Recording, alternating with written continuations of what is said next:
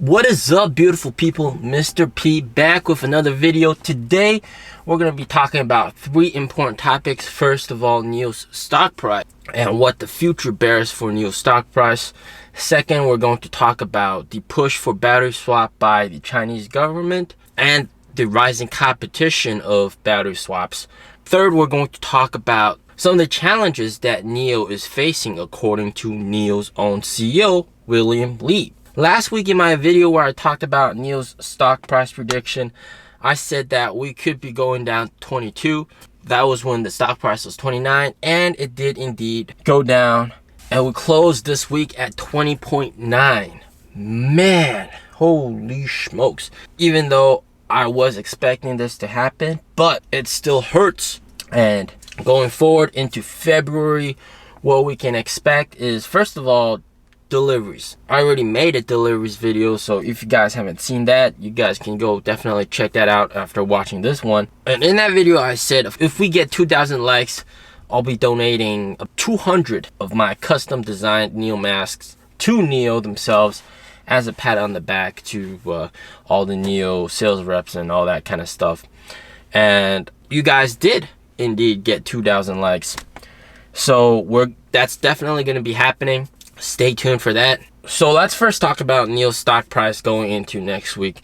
Now, we definitely have seen this drop way too much, way too fast, following the broad markets. And this, right now, it's at such a level, it filled the gap at $22 and some more, right?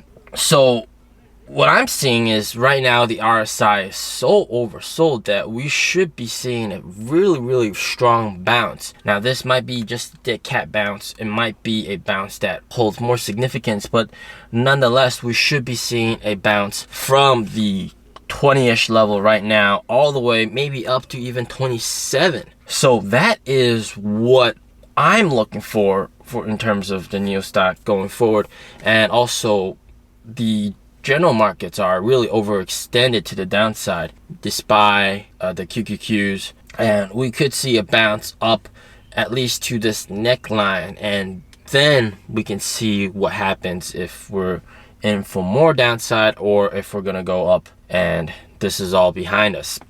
Hopefully this week is going to be a good week that we see upside.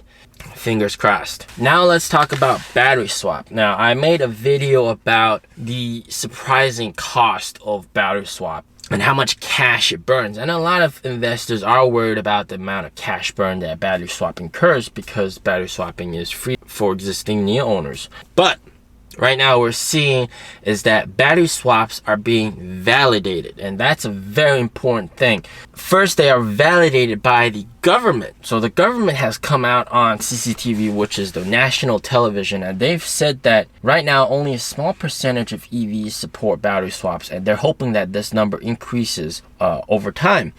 And they're saying that battery swap does definitely solve the problem of long charging times.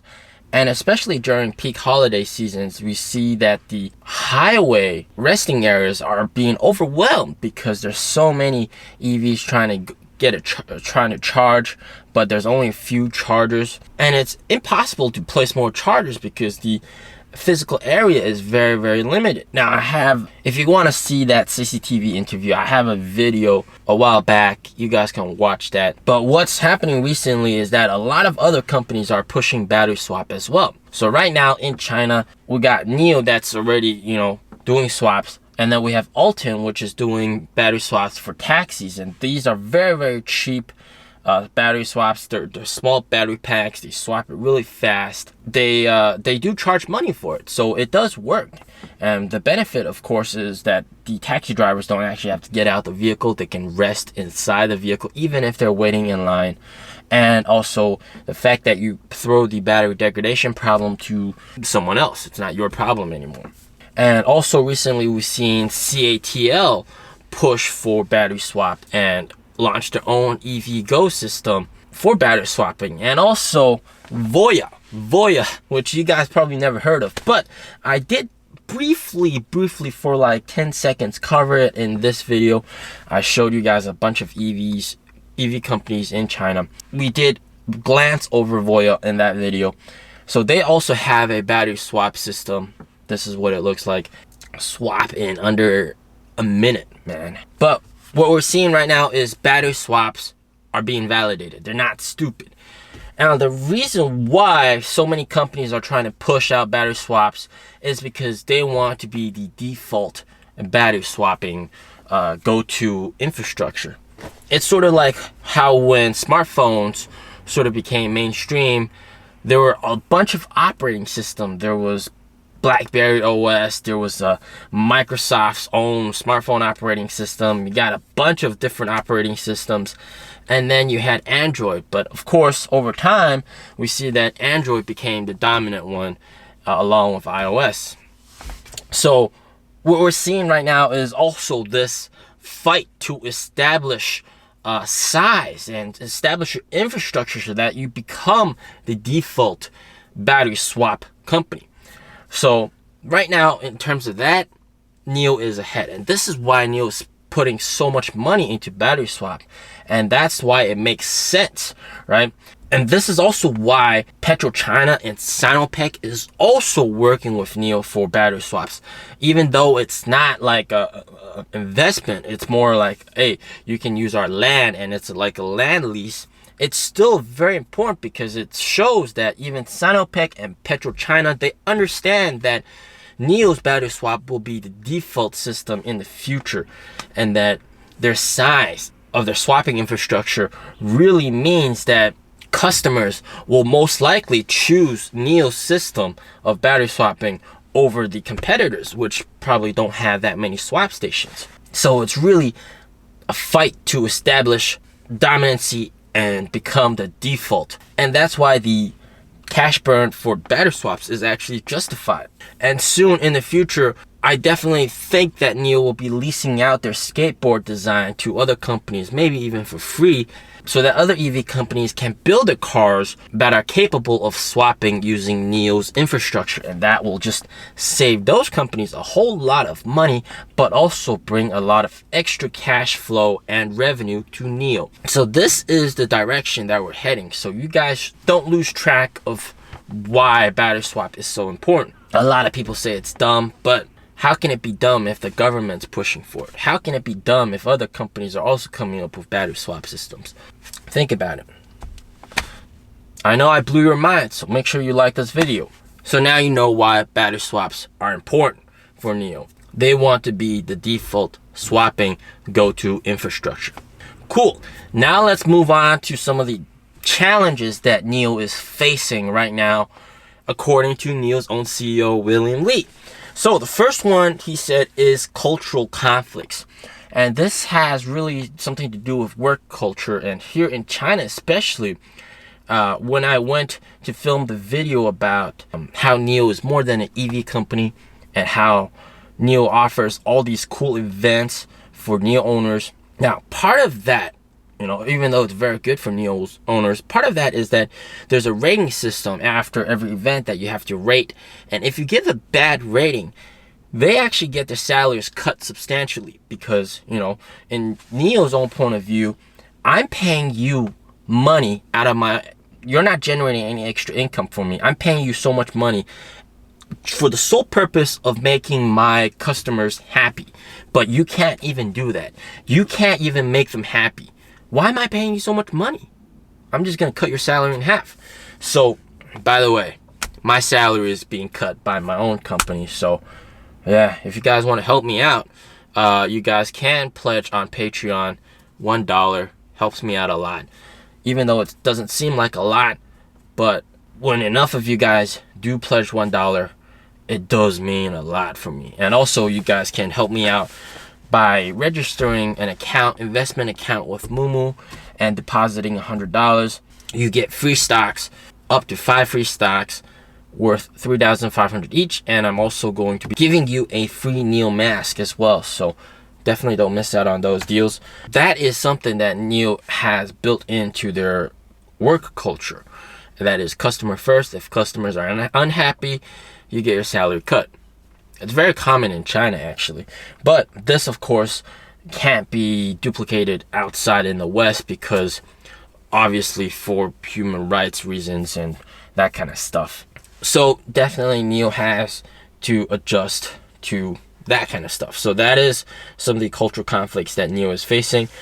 Some other things that he said that were challenging was that during COVID supply chain and chip shortage, NIO has considered delivering without a finished product, like what XPeng and Li Autos they're doing, delivering the car with some missing chips or sensors.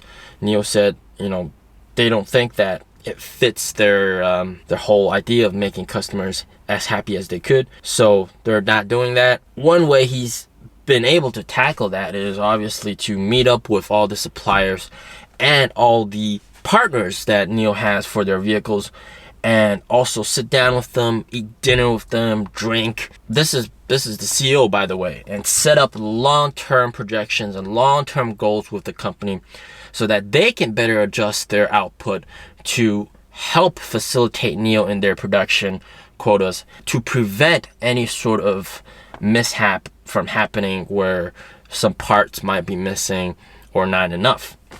So that's actually very, very smart. So they talked about the controversial video about him just bashing gasoline vehicles, and he of course said that he didn't mean it to come out that harsh that way, but he said he'll be careful of what he says in the future. He said it is true that right now there's we've only seen like 5% EV adoption, and it's slowly been increasing to 20% this year, 2021, so which is good, but he still thinks that not enough people are switching to EVs, and they should at least consider EVs as a potential daily vehicle. So people think that NIO is just known for their service and swapping, but he said that NIO actually also has a very good charging infrastructure, and they also spend a ton of money on R&D for their vehicles as well. So part of their charging infrastructure, which is very surprising, is that swapping for NIO Power is exclusive to NIO owners, and that's a money losing part of the business. And we just talked about how they're trying to establish dominancy being the default, so I'm not going to talk more about that. But they also have superchargers as well, and superchargers, NIO Power chargers, that's actually available to use by all EV owners, not just NIO owners themselves, and they actually cost quite a bit to use, so they're on par with other charging suppliers, so they actually do generate some good income from that part of the business. So he talked about important goal they have for employees and NIO themselves in general is systematic efficiency. So he said that you can't sacrifice the interest of users, and you can't sacrifice customer experience for profit. That means they are always going to be putting users first, the owners first, so that they can be recommending the car to other people. And that is a very, very important part of the business cycle. Word of mouth is very important. So part of their assessment of spending money on swapping stations and deploying them is whether or not users actually have saved time with swapping, but also how convenient it is to get a swap. So is the swap station close to where people live? If it's not, then it's actually not that convenient. And how to more easily get charging or swapping on the highways. So that is something that's really guided NIO for their infrastructure expenses. Now, if you want to see all the videos I've talked about, they're all linked in the description down below. Don't forget to check out my Patreon and also sign up with Mumu. Stay safe, stay healthy. See you in the next one. Peace out.